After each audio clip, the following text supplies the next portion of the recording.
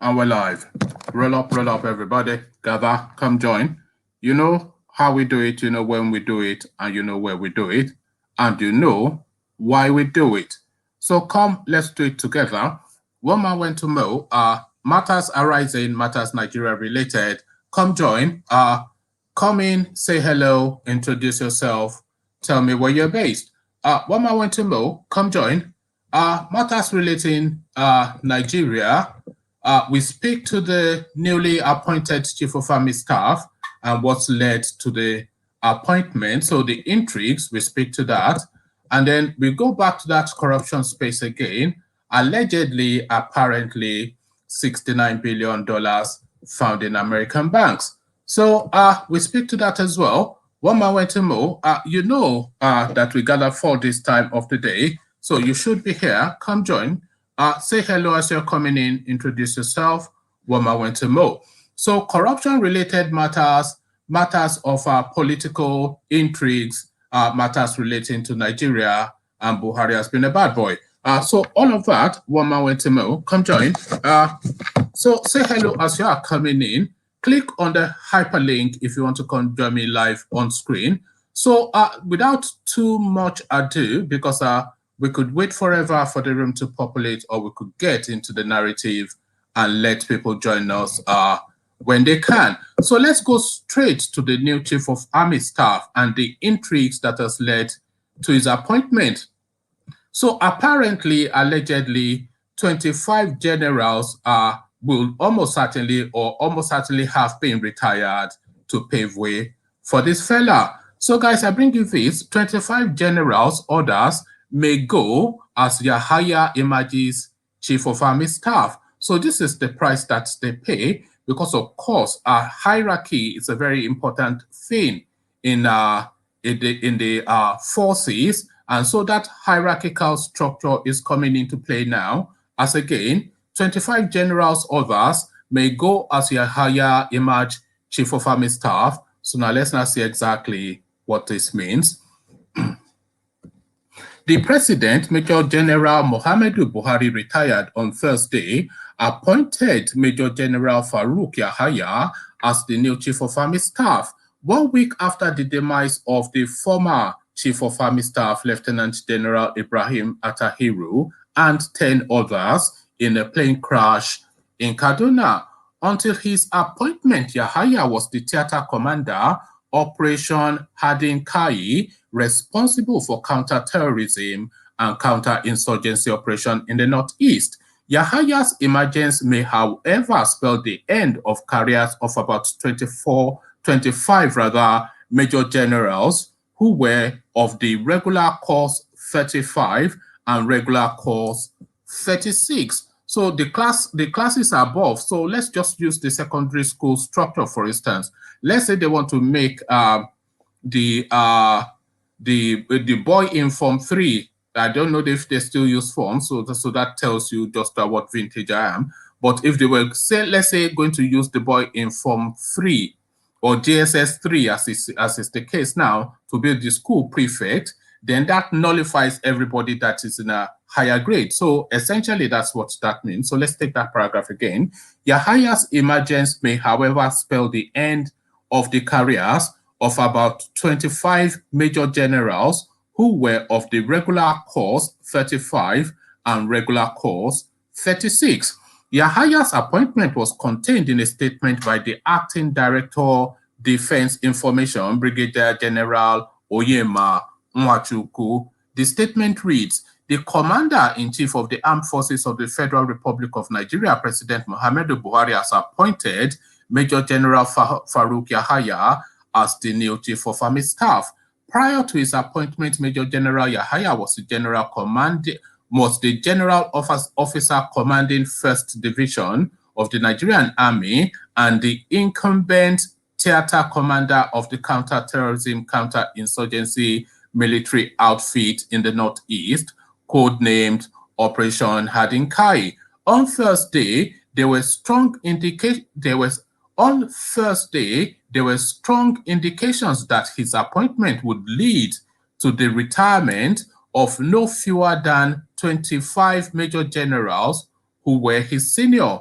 According to military tradition, the new Chief of Army Staff, who is of course 37, is junior to these officers and cannot superintend over them. Yahaya is also junior to the other service chiefs as the Chief of Defense Staff, Major General Lucky Irabo is a regular course 34 intake.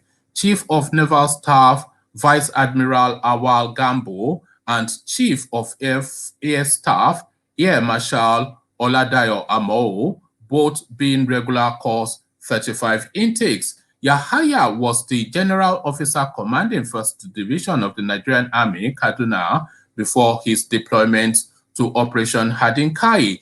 It was gathered that the appointment of Yahaya, who is from Sokoto State, was a bit delayed because the president was trying to weigh the ethnic and religious factors in naming a new Chief of Army Staff. A source said, the president finally settled for Yahaya because many of the generals in the regular course 35 and 36 were found to be from the same tribe and same state as other security chiefs in the Ministry of Defense, National Security Advisor's Office, the Navy, and the Air Force. For instance, Major General Jamil Sahan of Regular 36, former Commandant Nigerian Defense Academy, is from Kano, where the Minister of Defense, Major General Bashir Magaji, and the Chief of Naval Staff, Vice Admiral Awal Gambo, hail from. So this is the justification that they're giving for bypassing the people that are senior to this element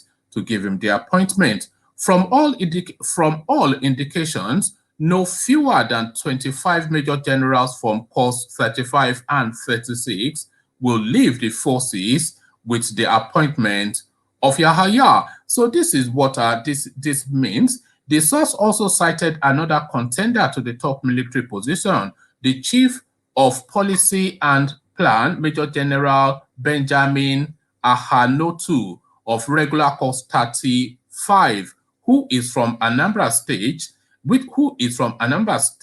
which shares boundaries with Delta State, where the CDS hails from.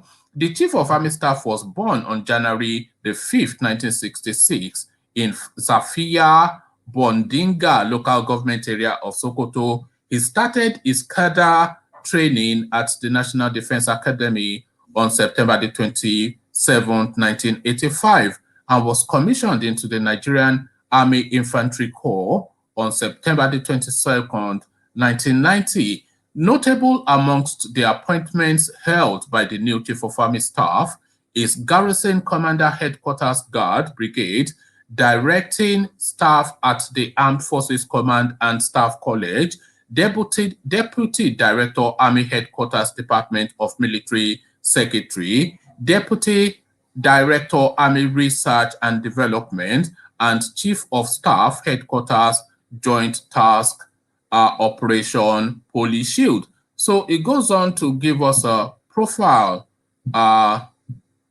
Goes on to give us a profile of the guy. Let's just go through that profile just to sum it up. Yahaya's profile looks good for a new post. Meanwhile, his appointment has generated different reactions. Pan Northern Social Political Organization, Arewa Consultative Forum, through its National Publicity Secretary Emmanuel Yahweh, told one of our correspondents in Kaduna on Thursday that the profile of the new Chief of Army Staff looked good for an exalted position. But a civil rights advocacy group, Human Rights Writers Association of Nigeria, in a statement by its national coordinator, Emmanuel Omobiko, said the president's refusal to appoint a Chief of Army Staff from the Southeast showed that he did not believe in the unity of the country. So that is just the back and forth of it.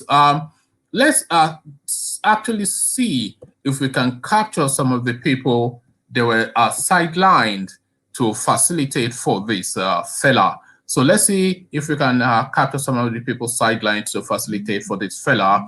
The 24 Army, sorry. That's my alarm. It always goes off right about this time. I don't know why. But I don't know why I set it to go off, didn't I? So, yes, let's go through the people that were sidelined to facilitate for this fella. The 24 army officers Buhari bypassed over ethnic religious sentiments to appoint lesser qualified Yahaya as chief of army staff. So that's the headline. President Muhammadu Buhari bypassed no fewer than 24 top senior army officers to appoint Major General Farouk Yahaya as the Chief of Army Staff, according to a document, Seniority Roll Nigerian Army Officer 2021, obtained by correspondence on Friday. The president, by appointing Yahaya, hitherto the theater commander of Operation Hadin Kai in the Northeast and from regular course 37, puts the 24 top army officers from regular course 35 and 36 on the path of forceful retirement. Military sources said Buhari might have appointed a less qualified Yahaya from Sokoto based on the president's usual ethnic and religious sentiments as seen in his other various appointments.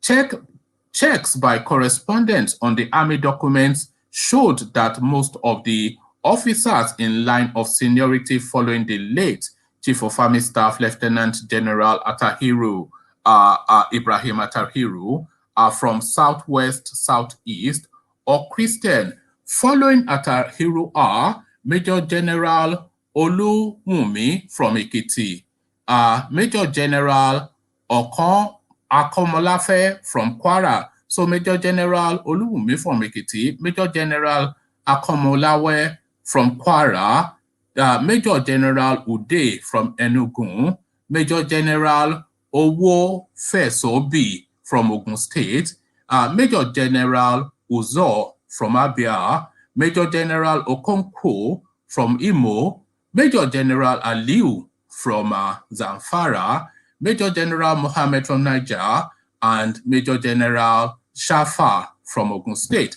So either Christians, which is absolutely, hell will freeze over before Buhari gives a Christian any position of meaning, and even greater hell will freeze over before Yoruba, before even maybe, yeah, a greater hell will freeze over before a Yoruba man is made the Chief of Army Staff, but hell itself will burn down before somebody like Buhari, and especially somebody like Buhari, makes an Igbo person his Chief of Army Staff. Can you imagine that? So it goes through just the list of names, really. It's just southern names.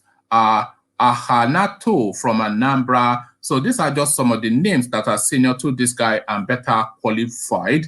Azinta from Anambra, above this guy and better qualified. Akinroluyo from Ondo, so better qualified, and on it goes. Kadri from Lagos, better qualified and above this guy. So a lot of people will lose their career, of course, to this now penchant that the Malami in Aso Rock has for tribalism and parochialism. So we go on to the next narrative. We are speaking to that age-long malaise of the Nigerian space, corruption, and this time it's just an eye-watering amount of money that we're talking about this time.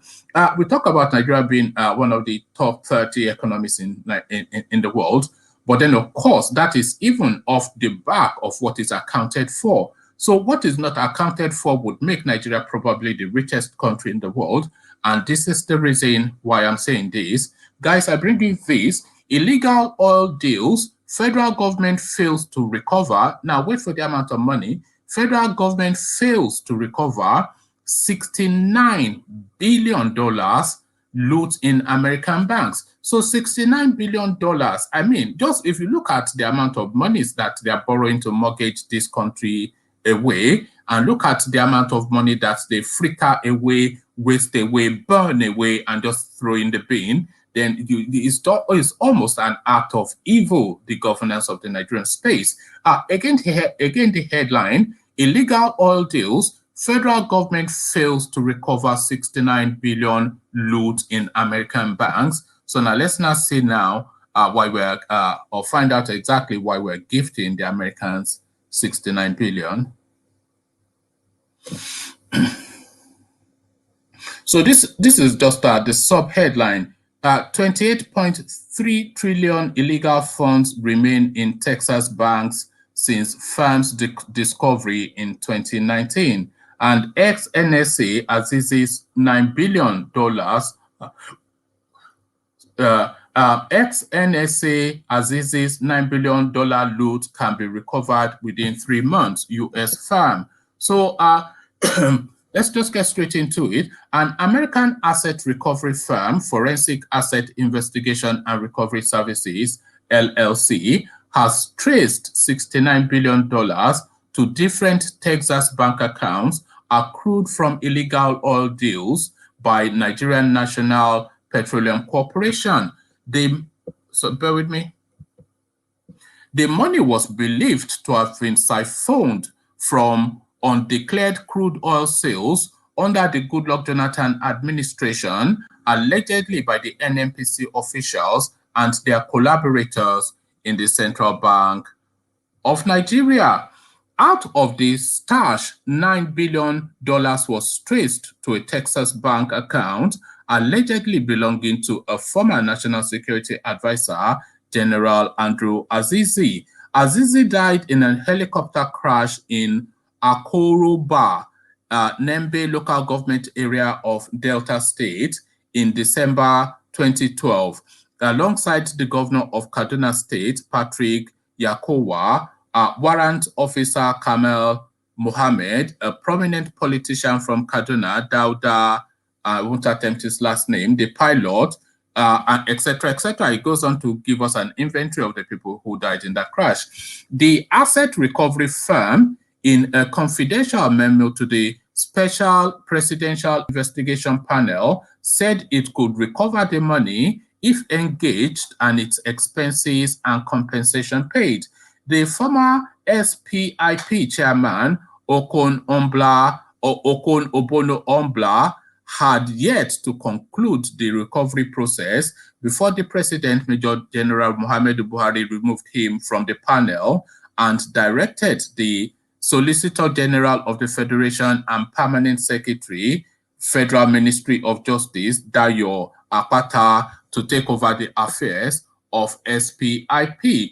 Findings by correspondents indicate that the American company FAIR is a specialist in anti-corruption asset recovery, working independently to trace and help repatriate monies stashed away in foreign bank accounts and loots converted to real estate, luxury items, yachts, money markets, etc. The firm, founded by a lawyer, Gary Ross something, some Jewish-sounding name. So the firm, founded by a Jewish-sounding name lawyer, comprises of investigators, forensic accountants, bankers, and cyber experts who utilize mutual legal agreements and global financial intelligence units, Candem asset recovery interagency networks, global focus point networks in asset recovery, Interpol, and the Stolen Asset Recovery Initiative of the World Bank. So these are the tools that they use, the legislations and the bilateral agreements and the global standards that they use to penetrate. In a letter to the president on the matter dated March 18, 2019, the SPIP explained that the asset recovery firm had assured that the $9 billion belonging to Azizi could be recovered within 3 to 5 months if engaged and the necessary fees paid, whilst its charges and compensation would be paid upon recovery. However, 2 years after the SPIP notified the president about the loot, the federal government has not taken concrete steps to recover the money. Our correspondent had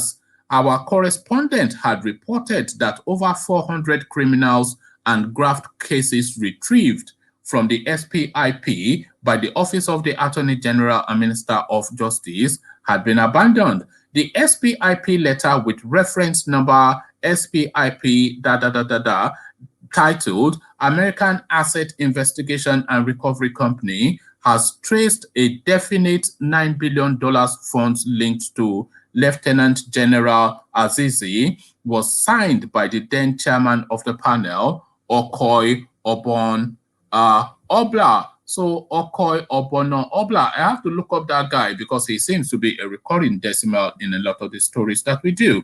It reads in part, in January 2019, an American asset recovery company, Forensic Asset Investigation and Recovery Services, LLC, sent a confidential memo to us stating the discovery of a definite total amount of $9 billion in the state of Texas linked to the late General Azizi, former NSA, plus additional huge amounts in excess of $60 billion from multiple sources of illegal sales of crude oil from Nigeria into the entire United States of America.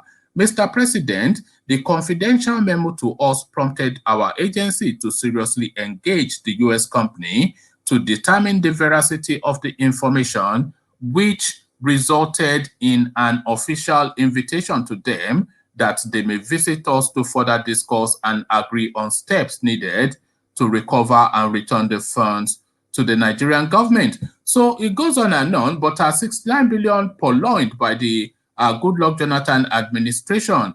But of course, is Buhari interested in recovering this thing? Definitely not. He would rather go to China cap in hand to beg for $1.5 billion that he can share amongst his pals and do fine boy with. Or are they even recovering the money and are just pocketing it? Because it looks as though this Obono or Obla is quite competent and quite determined to make this recovery for the country. So quite why he was removed from situation is something that it's something that will only happen in Nigeria. Somebody that is trying to recover close to $70 billion for the country, $70 billion that will fix virtually everything that afflicts that country. He was removed from office, and of course, the case files were given to Yobe State University graduate Abubakar Malami. So there we have it, ladies and gentlemen. It never rains, but it pours within the Nigerian space. Just some debased, crass, some vulgarity that we have to contend with on a daily basis. So just bear with me. I'm just trying to see where I stopped. Okay, let's take it from this paragraph. Mr. President, the confidential memo to us prompted our agency to seriously, yes, I think we've done that.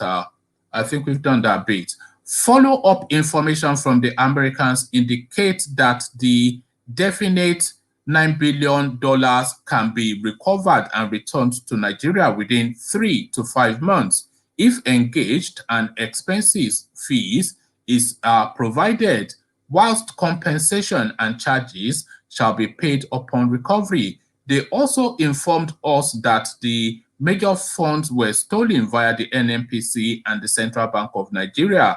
The letter to the president further stated, following the overwhelming evidence provided by the asset recovery company regarding the $9 billion and their capacity to recover and return the funds, the SPIP explained that it decided to engage the American forensic experts on a face-to-face meeting scheduled for March 29, 2019. The panel also attached a copy of the firm's acceptance letter to its memo to the president and sought Buhari's approval for the planned meeting with the American company. The memo noted, Mr. President, we intend to work together with the Americans in order to secure the recovery of the definite $9 billion within 3 to 5 months. They stated, within 3 to 5 months, they stated, and to engage them to see and recover the larger part of the estimated $60 to $80 billion stolen from Nigeria during the oil boom. Also, to engage the NNPC and the CBN in the overall recovery of those funds in the United States. Our prayer to the president are to approve the engagement of the American company to recover the funds and assets in the United States and to approve the support of the visiting American firm to integrate software technology in the central bank in order to trace fraud funds.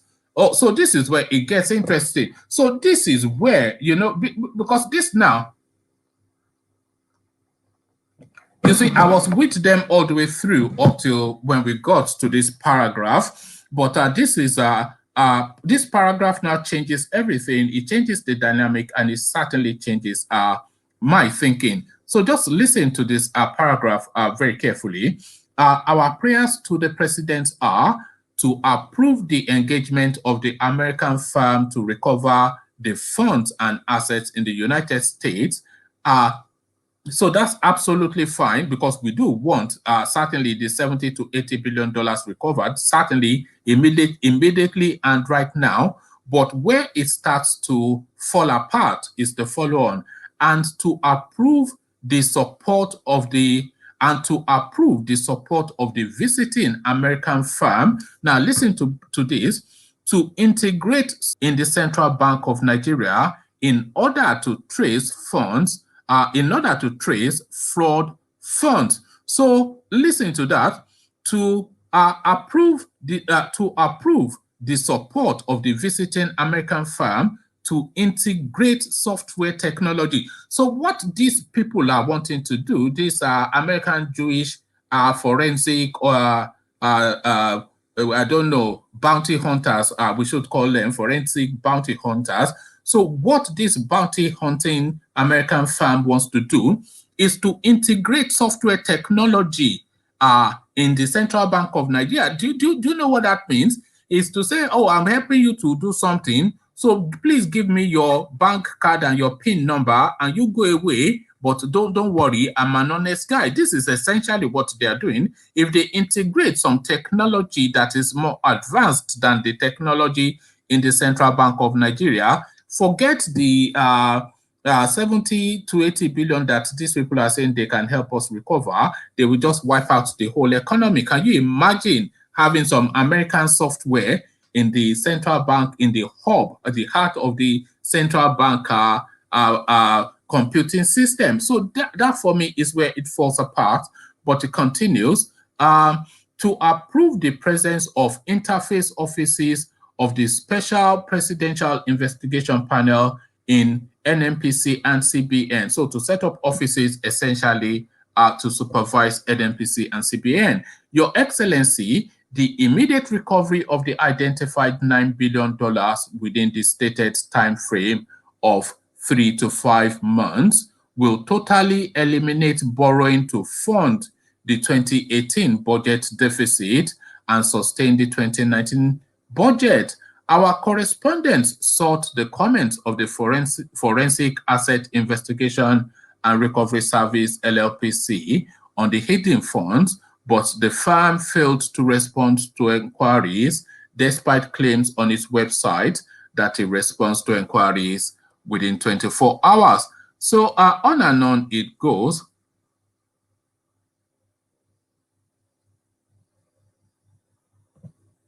Okay, but a special investigator with the SPIP to see Ojaomo. So, but a special investigator with the SPIP to see Ojaomo asked President Buhari to give approval for the continuation of the investigations into certain cases that could make huge asset recovery for the country, noting that the AGF had placed an embargo on the operation of the panel and stalled its asset recovery efforts. So Malami again and Isadola Deals, the lawyer who appeared before the ad hoc committee on assessment and status of all recovered loot, House of Representatives on Wednesday, said the Special Presidential Investigation Panel for Recovery of Public Property has started the process of recovering most of these funds, but the AGF has wielded his big stick by placing embargo on further operation of the panel. So quite why Abubakar Malami would stymie the special investigation panel of the central bank of the presidency itself from recovering monies that was well in excess of all of the budgetary needs of the country. Quite why Abubakar Malami will stymie this remains a mystery, but perhaps Mark Henry can give us some answers to that. Mark Henry, we see you. Why are you all dressed up?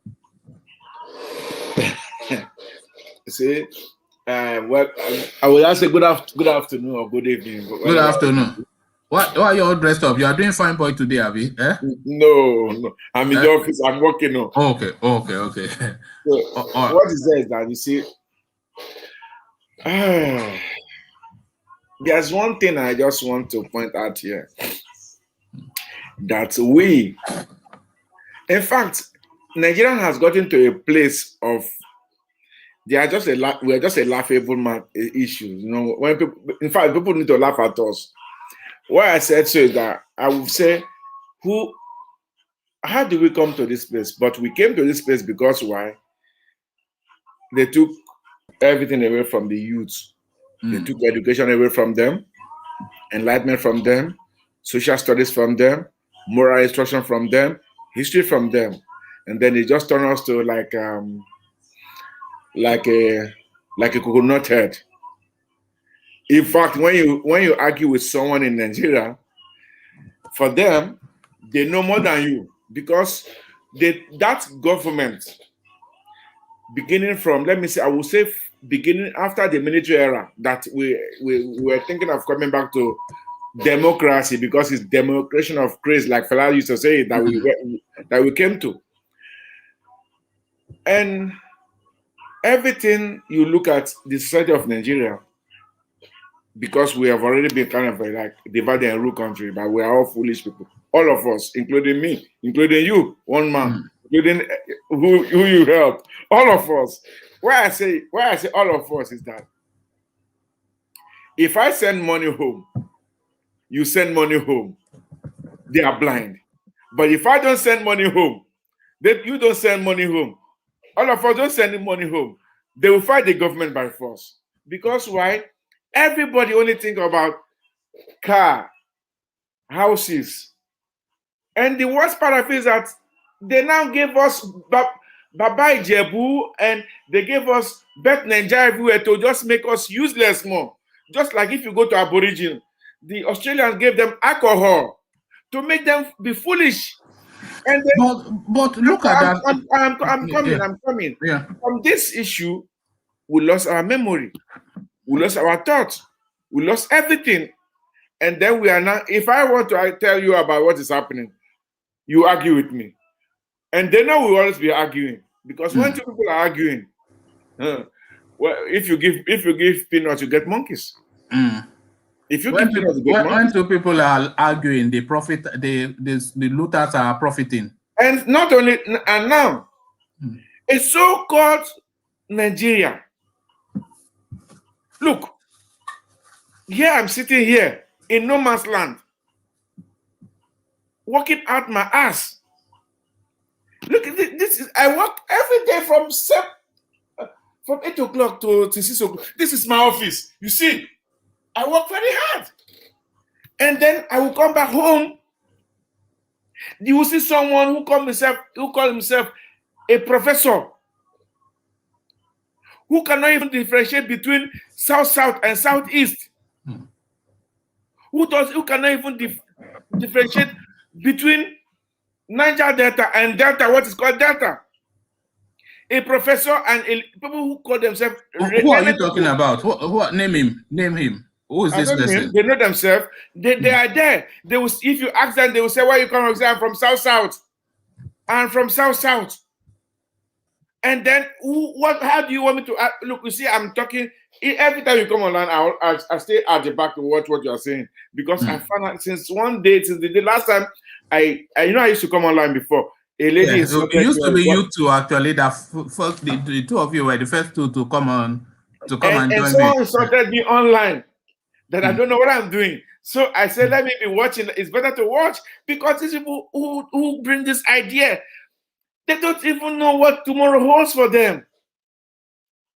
Tomorrow, Nigeria don't have tomorrow for anybody. Now, let me now say, after the whole thing they read, and they called Malami, what do you call him? He said, son.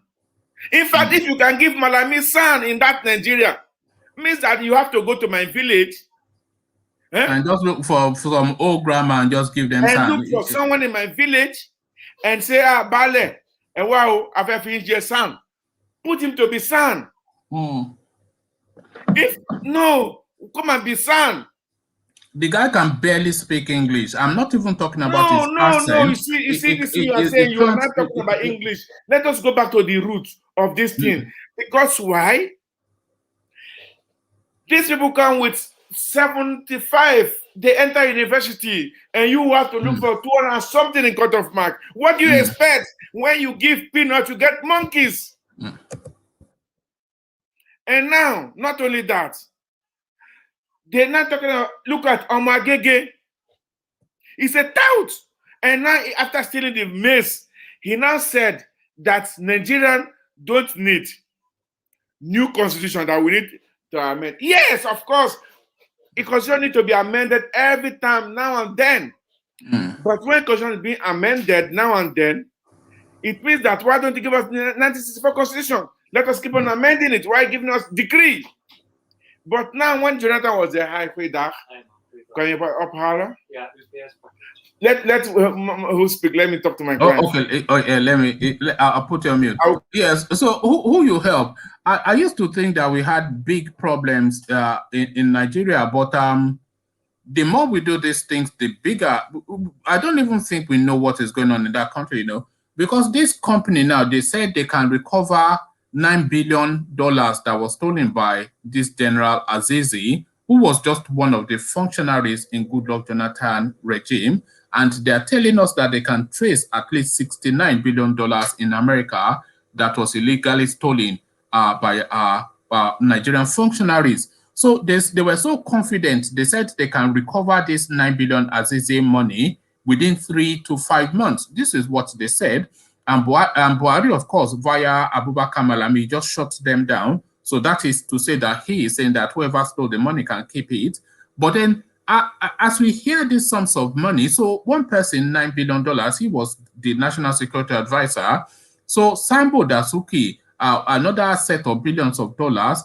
These crops, another even more sets of billions of dollars. I mean, I don't even think we know quite what is going on in that country, because these people will just be laughing at you that as you are shouting corruption, you don't even know 1% of what is going on.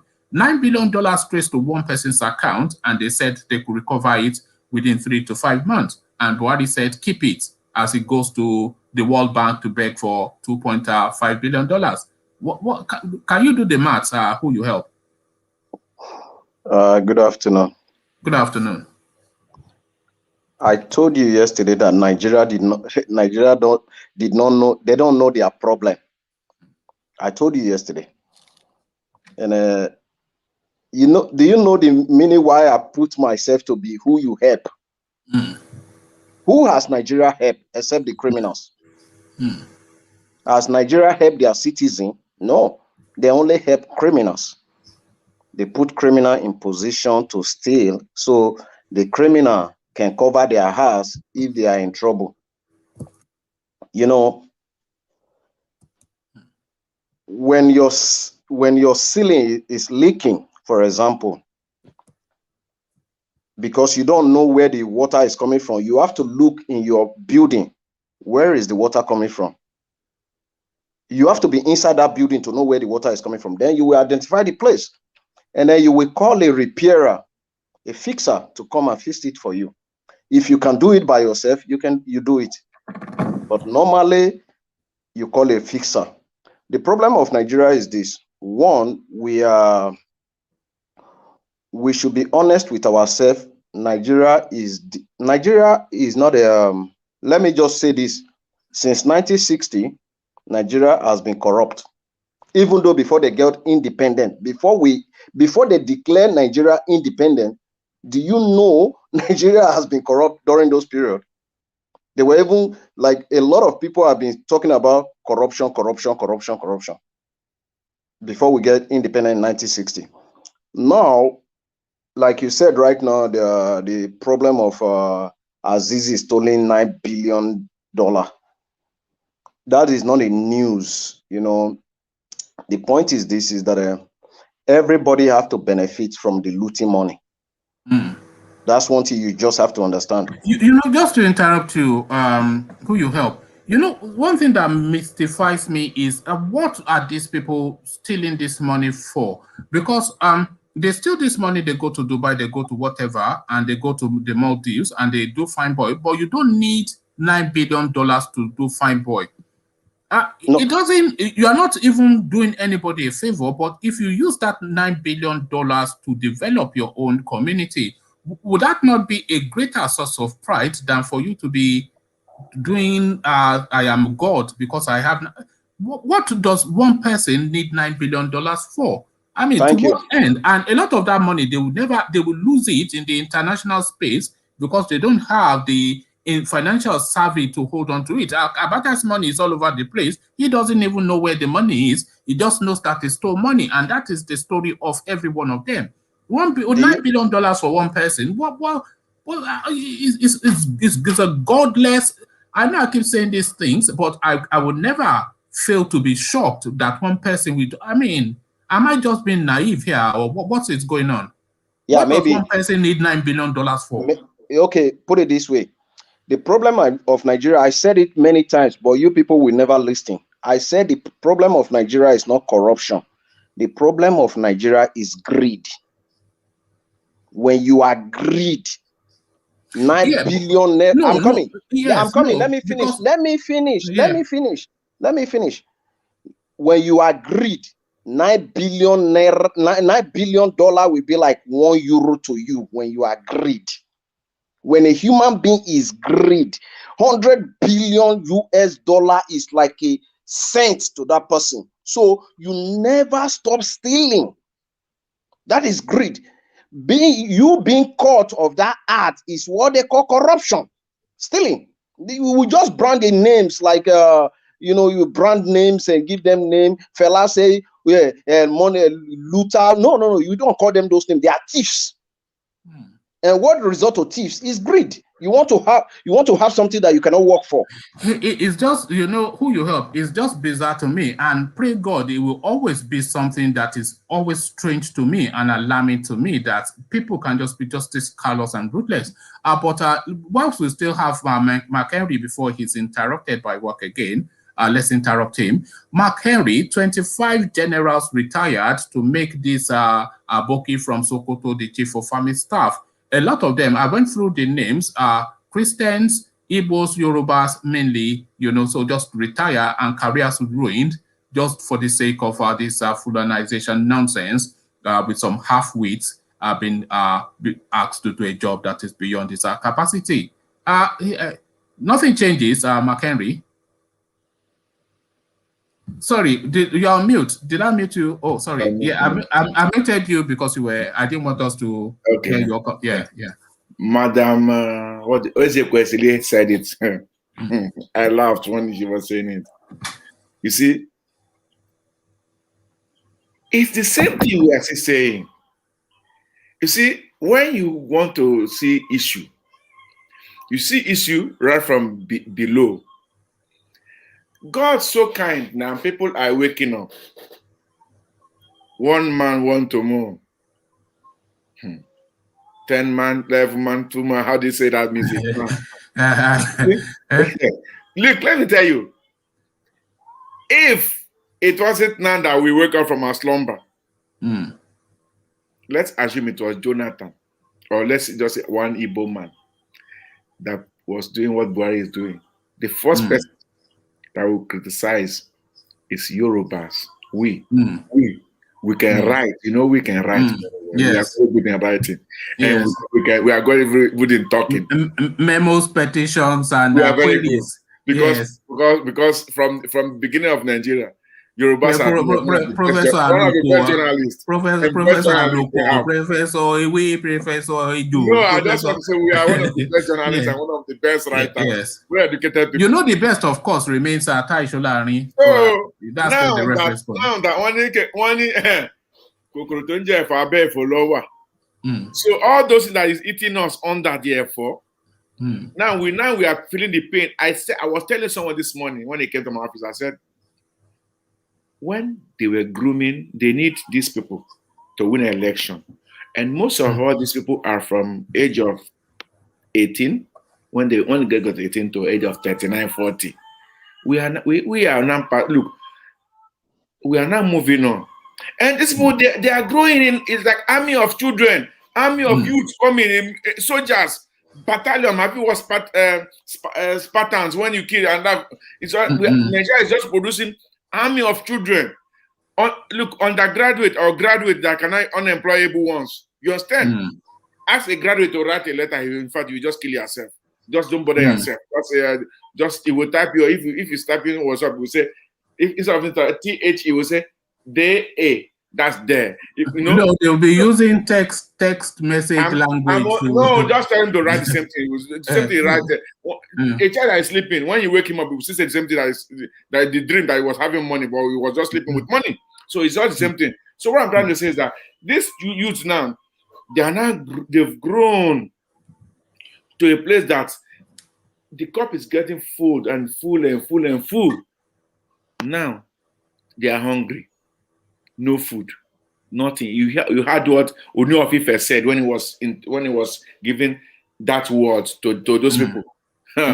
One Ife and Modakeke problem. You see the way he played, and if anything happened, they will call all this king or queens go there and talk to their people. Why they are looting us? Because why?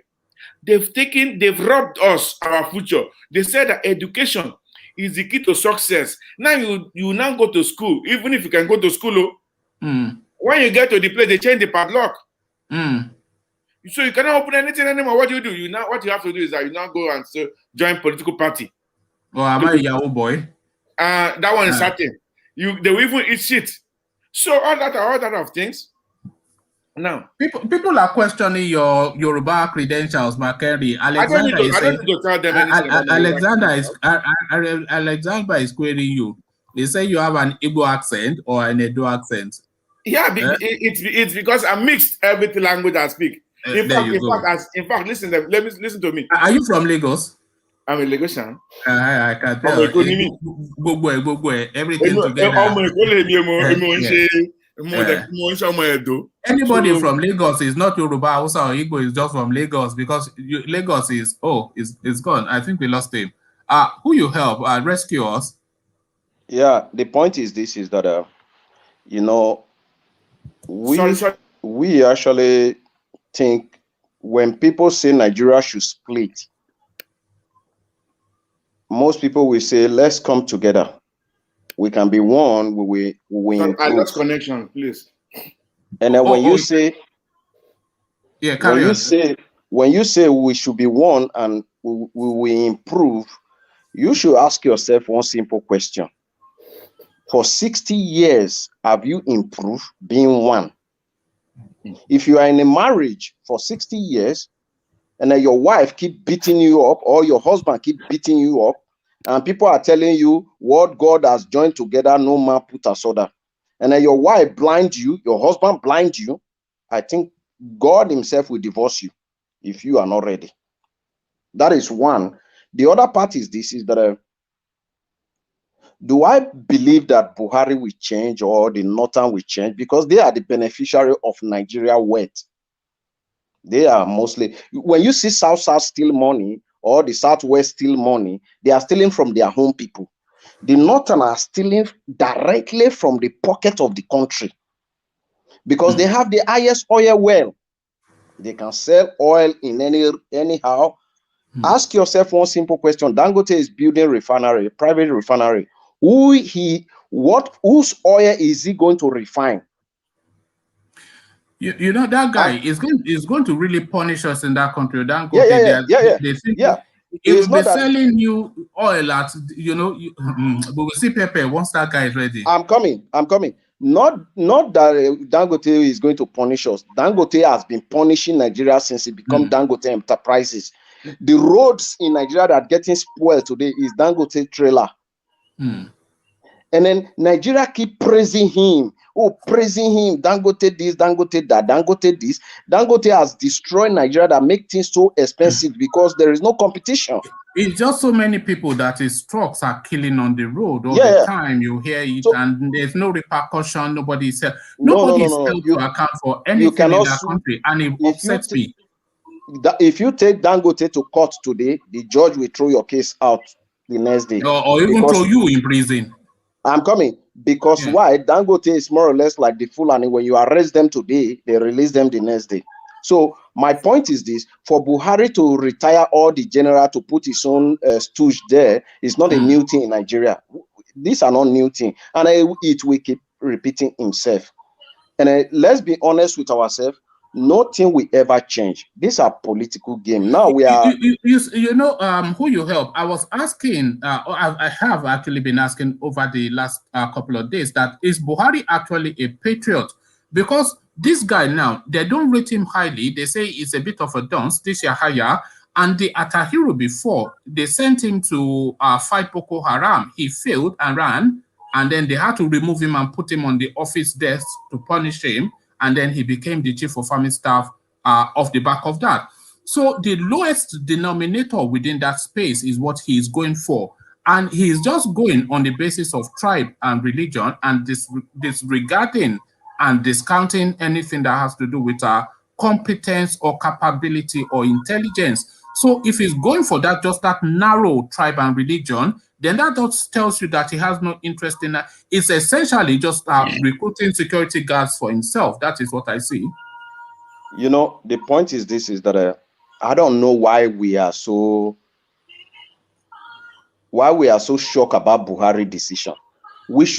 People should go back to 98 when Buhari took power, 83 until 85. And the power that he took it from the northern guy and the southeast guy. He put the southeast guy in jail and put the northern guy house arrest. So we should know that. And then who did not steal? Remember when he was flogging people in Yaba or war against the indiscipline and whatnot? Yeah, but we should realize this.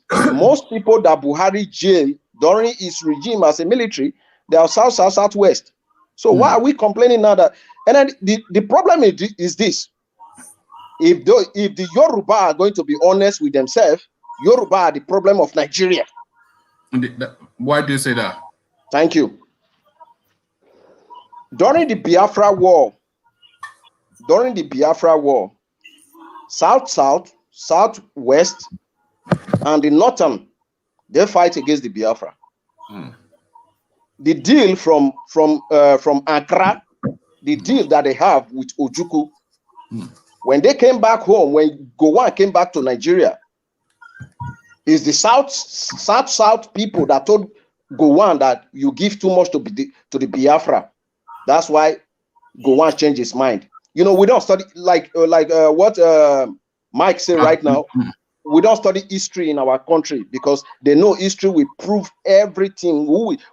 History, I told you one time that I don't believe so much in history, but history will expose some certain things that we can learn from. The point is this: if we would have gone back to Nigeria history, we would have seen a lot of things to correct our mistakes. But now there is no history in our school. So when Gowon said no, that okay, I'm not going with the deal of Ankara, that's where the war started from. We should be honest, not just come here and tell us rubbish things, everything. Now, when the war started, Nigeria could not defeat the Biafra after 3 years. Nigeria could not defeat them. Who made Nigeria to defeat the Biafra? It was it was Awolowo. Awolowo came in. He went to the east. He met with Ojukwu and he met with all the generals there. He talked to them, and then they told him what they want. And then he came back. He actually made proclamation that you people at Nigeria military should stop the food that is going to the southeast. I'm a Yoruba man from Ondo State, and I will tell you this: there is nowhere in the whole of Nigeria that can write petition like the Ondo people. No, that's what I was saying. Professor Aluko, Professor. Yes. Professor Ewe, Professor. Yes. There is nowhere in that country that can write petition. And right now that the Ekiti come out on their own, Ekiti will kill you with petition. So now Awolowo came in. They didn't. Gowon and the Nigerian government did not release Awolowo from prison. They did not release him from prison to become the position they gave to him. They released him from prison to come and help them to solve the problem in the southwest, because there was Agbekoya crisis going on in the southwest. When Awolowo came in, he solved that problem of Agbekoya. When we missed a real opportunity with that civil war, because if the Yorubas had used that opportunity, in fact, the word Nigeria would have been off the lexicon. As I say to round off, let's hear from Mark Henry. Yes, so Mark Henry, you were interrupted by your client. In fact, that war was not actually Biafra. Yoruba did not disappoint the war. Yoruba did not disappoint the war. Listen, Nigeria, the Biafra fought, it was like Third World War. The Biafra fought in Britain and Russia. If that small little southeast could be able to hold Nigeria as a nation for 3 good years, you should know that, yes, it wasn't like it's a third war. I call it third world war. It was third war that British was fighting. Look at, if you send even the one we have now to go to Boko Haram to go and fight, they run back. I was watching one Yoruba this thing. It's snap shooter, or what do you call it? He said he was the best among all of them. I was watching the documentary. Just because he was shooting the Boko Haram, the Hausa man next to him said, "You killed them too much." He shot him by the side. Have you read? At least you watched it on YouTube, right? No, I have not seen it. Yeah. He shot him on the guy. The guy was not paralyzed, so he now said he retired from military. This is look, they've been using the Yoruba against the Igbo, and then the Igbo against the Yoruba. And then if Igbo man come, they will say, But how are we not able to go into the middle of them and divide them? It is because inside our heart, let us be honest to ourselves, racism, tribalism is planted in the heart of all those people. Because in the north, they have all of these ethnic splits too. So if we can infiltrate them and play them off against each other in the way they play us off against each other, then they can implode from within. So we keep saying, so where's all this clever that we are claiming that we are clever? One man, listen. When we were young, if you see an Igbo man that you see Okoro, Nishon Lakpa, all those type of things, we sing for him. And Okoro will tell us,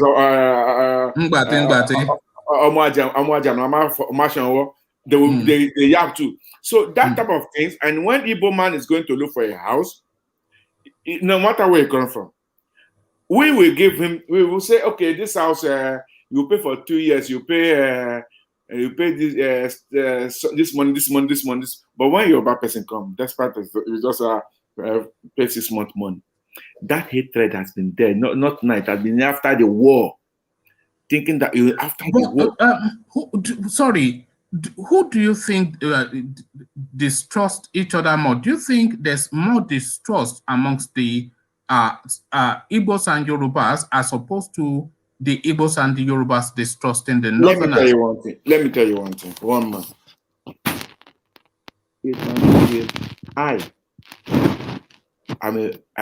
One day I went to Port Harcourt. I traveled. I went once to Calabar. I just say, I came to Nigeria, I said, let me take a drive, let me take a tour. I bought that ticket from Airpeace to go around the whole southeast, some of the southwest, right?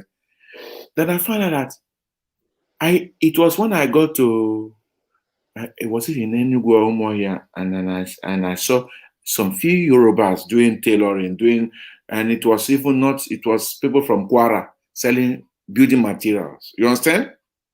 And I asked one of them, I said, what do you do? What are you doing here? The way I look at me. Then we start speaking Yoruba together, we start speaking. He said, money. Okay. We start talking, he said, there's money here, but people don't know. But why is it? Why do you think that people will live east, and if you go to that east, it's an open virgin of things, huh?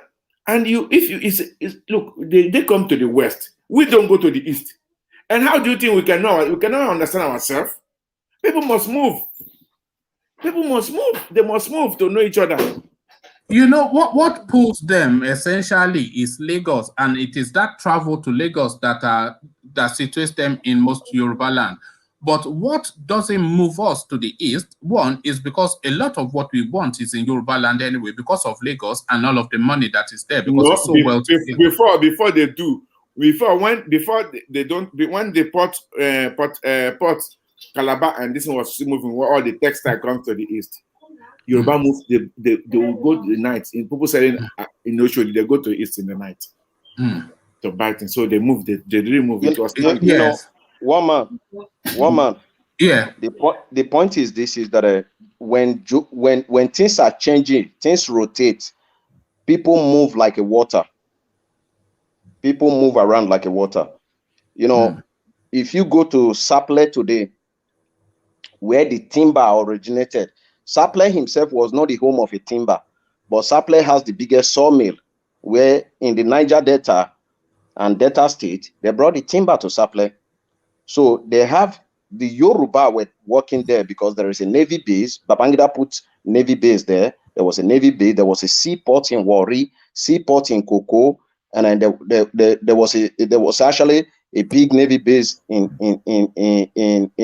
Sapele. So there was more people coming to Sapele because of the job opportunity.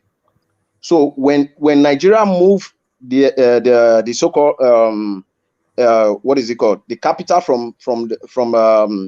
Lagos to Abuja. Okay. No, from Calabar to Lagos. The business shift. Everybody started to like Lagos. And why did Lagos was so important? Lagos has the biggest seaport, and also they have the airport. So the business dynamic changed to Lagos. And even though if you move everything now, you move now they have moved Abuja they moved the capital city to Abuja. There is nowhere that can be function as Lagos because they have the two things that hold Nigeria together: the seaport and the airport. The busiest airport in Nigeria is Lagos, and then the biggest seaport is Lagos. So now let's come back to who has more problem between Yoruba, Igbo, Hausa. One thing that people don't really know is this. People know, but they are not going to speak about it because they will say, "Oh, Tobaso, Ijama Benle." That is just fallacy. The Northern did not vote for you if you are from the southwest, southeast, and you are not a Muslim. Buhari won election today not because the Northerner believe that he's going to help them or he's going to change their life. He won election because he's from the north and he's a Muslim. They vote for him because of that two things. He's a Muslim and from the north. And then now, Buhari, as it is today, some few people can criticize him from the north, but majority of the north, they are in support of everything that he's doing. But if you come to the southwest, we criticize our own. The south, they can even kill their own if he messed up. So is that a good thing or a bad thing to be critical? It's a good thing. It's a good thing if we are in a normal democratic system that we could criticize our leader. It's a good thing. But in the situation of Nigeria, let me even be honest with you. The southeast has probably like the British, the American democratic knowledge, for example. Why the east, the northern part of Nigeria, they are more or less like the religion attitude where you say rakadede always, rakadede. Every time you see, you bow down every time. You know, in the north, one guy can be the old billionaire of the north, like Dangote, and everybody will be going to worship Dangote. That's why, you know, in Ilorin, in those days, before they say no to Saraki, the last election, before they tell Saraki, fuck you off. If you go to Ilorin, they will say, to Bafiti Saraki say, oh, le bombe. You have to. Saraki father, not Bukola, Yes. Bukola because No, Bukola does not have. Olushola. Yeah, Olushola Yes, his name Olusola was, yeah. Saraki.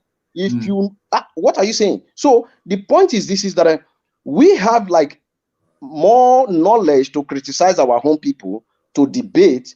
But in the north, there was not like that. One guy will come, everybody will stand behind him and say, direct us, lead us. That's why you see in the coup, the northerners are always winning coup when they decided to go for a coup with a few people. It's just more or less like when Abacha say Yaradua, what is it called? When Abacha say this guy, what was the name of the second in command of Abacha? Dia. Dia, Abacha yeah. said Dia is planning coup. They arrest Dia. Babangida said he said, I will sleep in my office if Dia is planning coup. That's what Babangida said. If Dia is planning coup, I will go to bed and sleep because Dia can never carry out any coup. It's because they concentrate the guns in their hands. This is just the one thing that they always get right. They know that if they control the guns, they control the country. So it's just basic, crude rules, but it's still effective. It just if you talk about all the politics in Nigeria and we talk about all the permutations of tribe and religion, the one thing that always holds constant is that whoever controls the guns controls that country. The Fulanis, they understand this perfectly and they practice this to the letter. So this is why Burutai will always be replaced by Yahaya because, they know that they have to control the guns. And this is just the thing. Yeah, you have to understand this, that the power will always stay in the north. That's what they are looking for, the power. And then the base, they will always move the base to the north. Buhari actually moved the base to Kano or Kaduna when he came into power, that they are going to defeat Boko Haram. That was not true. The base moving to those areas was more or less strategic for them in case the northern, they are betting every day that war will split, that war will come out, and that they are betting every day that Nigeria could split. That's why, do you know what they control?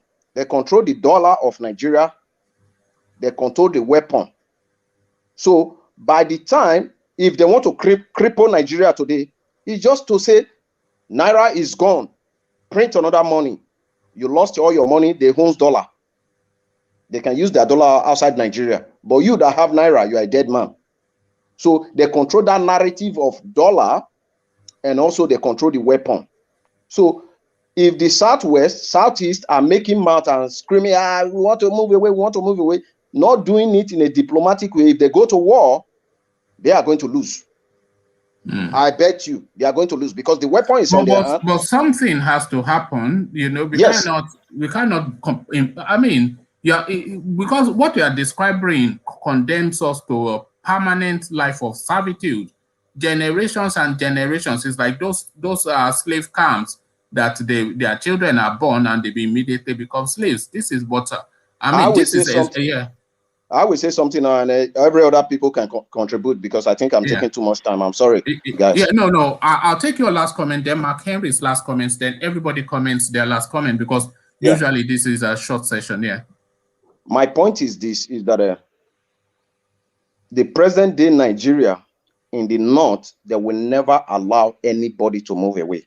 But I guarantee you one thing: if Nigeria is going to split, for example, it will split.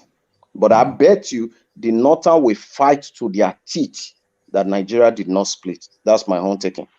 Thank you. Those oil wells in the Niger Delta. Thank you. Who you help? So, Mark Henry, let's hear from you.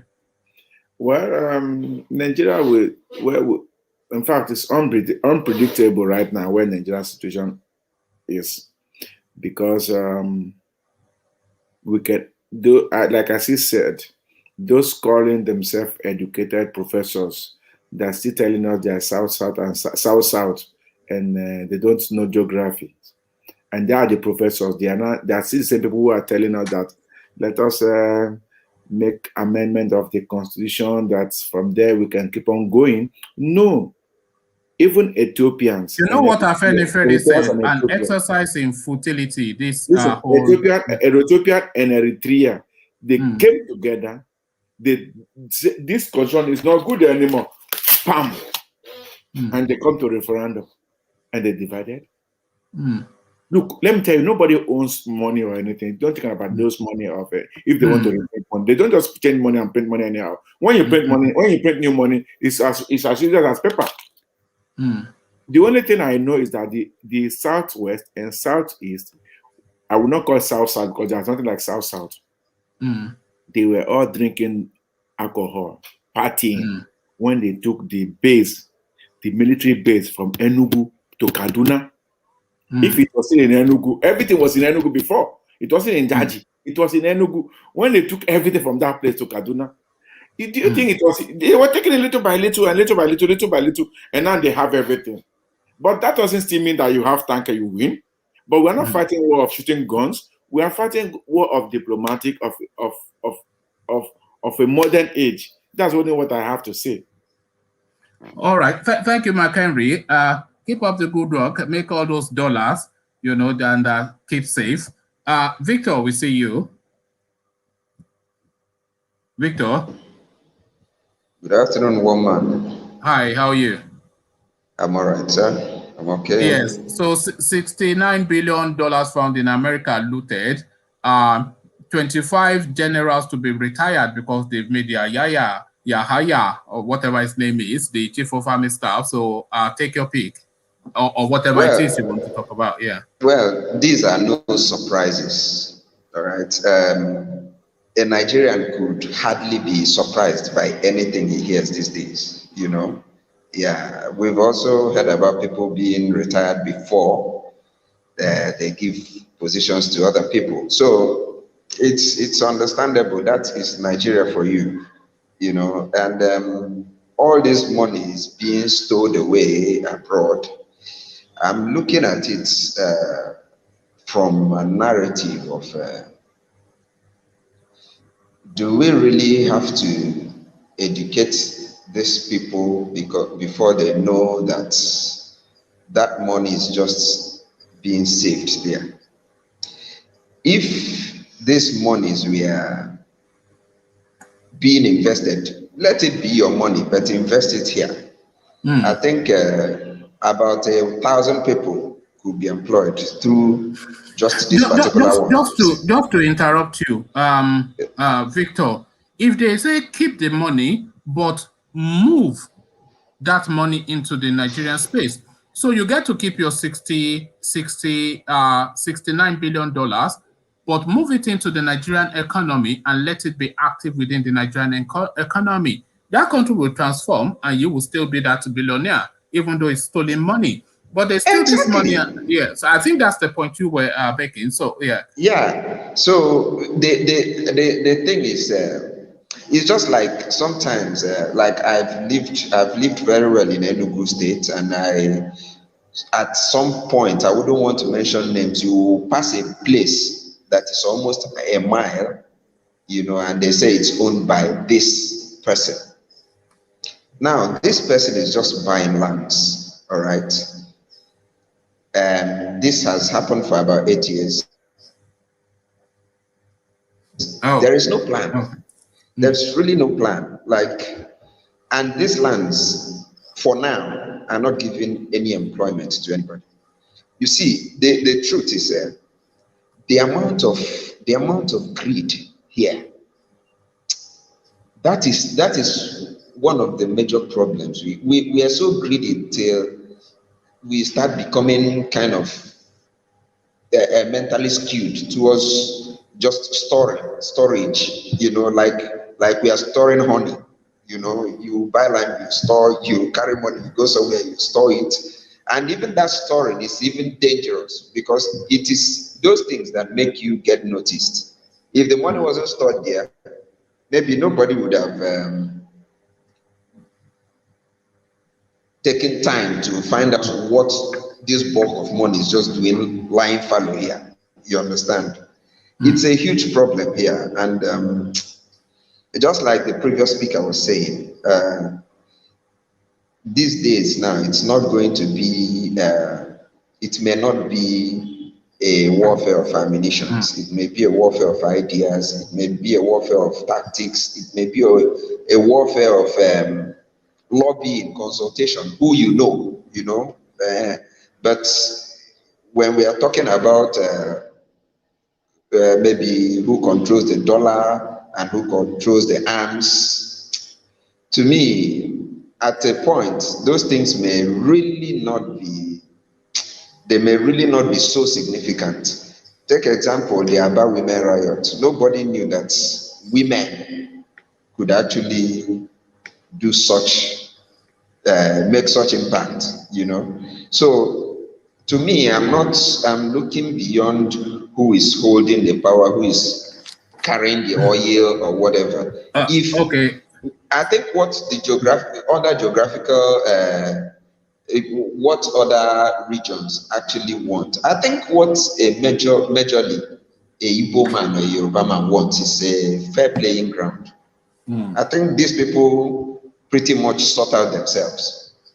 Nigerians generally, they pretty much sort out themselves. They know how to take care of their stuff. All right, Victor. You know? In a couple more words, just because of time. So just a couple more words. Yeah. So I'm looking at. I can forgive. I can forgive if the money was stolen and then put into the economy here, but taking it away, keeping it over there, to me, it's the height of folly, you know, and wickedness too, you know. So that's what I think I can contribute here. All right, brilliant. Okay, Victor. So Alexander, it's only because it's you. I was just about to round off. I know. I'm taking advantage on time. Yeah, but you round it off. You round it off for me. Good to see you. Thank you so much. God bless you. How are you today? Yeah, I'm well. Where everybody has contributed their fair share into the conversation today. But the common denominator, the two common denominators, tribalism and corruption. Do you know what I'm saying to you? I know a guy who's from the Niger Delta who brought a $15-16 billion project through in South Korea, and they won't deal with him because he's not from the North. That's the tribalism we're talking about. You know, if you don't have that in common, nothing works. Things are not judged on merits in Nigeria; they're judged by nepotism and tribalism. It's unfortunate. I don't know when this is never going to stop. It's an ongoing problem. I don't know. But it has to stop because the country cannot bear the weight of it anymore. It's crushing. It can. It actually are being crushed. It actually can. One man, because right. I can tell you, without fair or favor, that if you extract $1 billion through shady deals from Ghana, the Ghanaian economy will collapse in 24 hours. Yeah, Nigeria is an extremely rich country. That's why it's still surviving. You said in your assertion on this podcast earlier that if you combine all this money stolen, Nigeria will be one of the richest countries in the world. And what is surprising me now, actually, listening to this podcast, is how many Nigerians reside in Brazil. Brazil used to look up to Nigeria in the 70s. Now, there you go. It's crazy. But we are regressing. That's the thing. There's corruption in nobody is naive enough to expect to live in a corruption-free environment. There's corruption in the United States, in the United Kingdom, in Germany. Everywhere there's corruption. Maybe not so much in the Scandinavian countries, but there's corruption in virtually every country on this planet. So that is not what we're speaking to. But it's just the outright brutish, almost like knowing, just lashing into the economy and just ripping it apart. Yeah, stealing with impunity. Yeah. It's just really what weighs it down. But Alexander, you have to come back in the evening because you hide away, but you don't come on too often. No problem. I contribute my share to your program, so. Yes, and thank you for that. This is the number one citizen of this platform now because it's our biggest donor, as they say. Thank you, Alexander. God bless. Have a good day. So that has been the session. 25 generals retired to facilitate for some empty heads to be appointed to the Chief of Army Staff, and $69 billion stolen Nigerian money found in America. But Buhari says, so what? So nothing changes. That's the narrative. Come join me in the comment section to carry the conversation. And so I'll leave you here. Carry the conversation on with you in the comment section. But here, I say, peace.